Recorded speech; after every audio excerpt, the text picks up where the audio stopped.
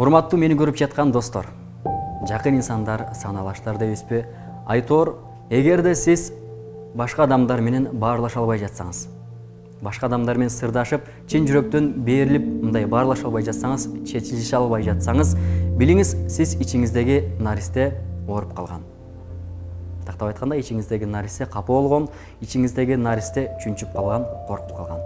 Болгону биз ошол наристени айыктырышыбыз керек. Ошондо гана биз үчүн баардык мүмкүнчүлүктөр жаралышы мүмкүн. Албетте ойлошуңуз мүмкүн, ичибизде кандай наристе болот деп. Биздин балалык мезгилибизде баарыбыз ар нерсени корккондон, жасагандан коркпойбуз. Мисалы үчүн секирүүдөн коркпойбуз, басуудан коркпойбуз, бийиктикке чыгуудан коркпойбуз. Ошол мезгилде баарын жасачубуз. Бирок жыл өткөн сайын, биз чоңойгон сайын, ошол жан дүйнөбүз дагы чоңойот экен. Бирок ата-энебиз бала мезгилибизде ата-энебиз урушкан нерселерден калыптанып калат экенбиз. Эгерде сен бийиктикке чыксаң, бул жерден жыгылып түшүшүң мүмкүн. Эгерде сен бул жерден секирсең, бул чуңкурга түшүп кетишиң мүмкүн. А эгерде сен бул нерсени вазаны бул жерден экинчи жерге которсоң, экинчи жерге жеткиче колуңдан түшүп сынып калышы мүмкүн. Болушу мүмкүн деген нерселердин таасиринен биз калыптанып калат экенбиз дагы. Өзүбүздүн максатыбызга жетүүдө кандайдыр бир чоң иш аракеттерди, максатка жетүүчү кадамдарды жасап жатканыбызда бул нерседен корко баштайт экенбиз.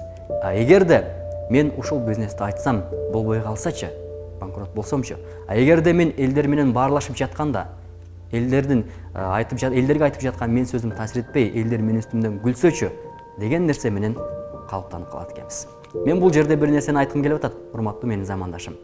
Элестетип көрүңүз. Жолдо баратасыз, ит капты дейле. Ит капты, ит үрдү.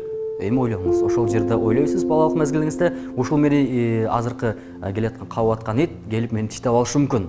Эгерде тиштеп алса, бул жерден кан агып, менин денеме жаракат келиши мүмкүн деп ойлойбуз.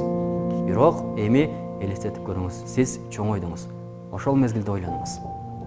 Чоң учурда деле сизди балким бул жерден ит кабып аткан болсо, ошол жерде так ойлонуңуз.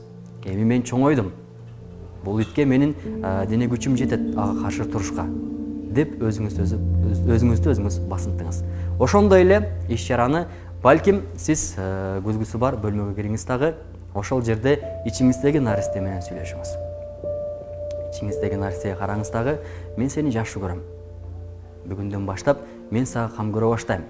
Сен эмнени кааласаң, мен ошол нерсени аткарам. Балким сиз бүгүн жакшы бир мөмө жемиш сатып алып жегиңиз келип атат. Же болсо жөн гана сейилдеп, парктарлап жүргүңүз келип атат. Же болсо паркта баратып ырдагыңыз келип атат. Ошол нерсени өзүңүзгө өзүңүз айтыңыз. Мен бүгүн паркка барып ырдайм дегениңизде сиз өзүңүздөгү коркунучту жеңе баштайсыз. Качан гана сиз өзүңүздөгү коркунучту жеңгенде максатыңызга карай талпанасыз. Анда менин замандашым сизге кааларым жалаң гана ийгилик. Ар бир күн биз үчүн мүмкүнчүлүк экенин эч качан унутпаңыз.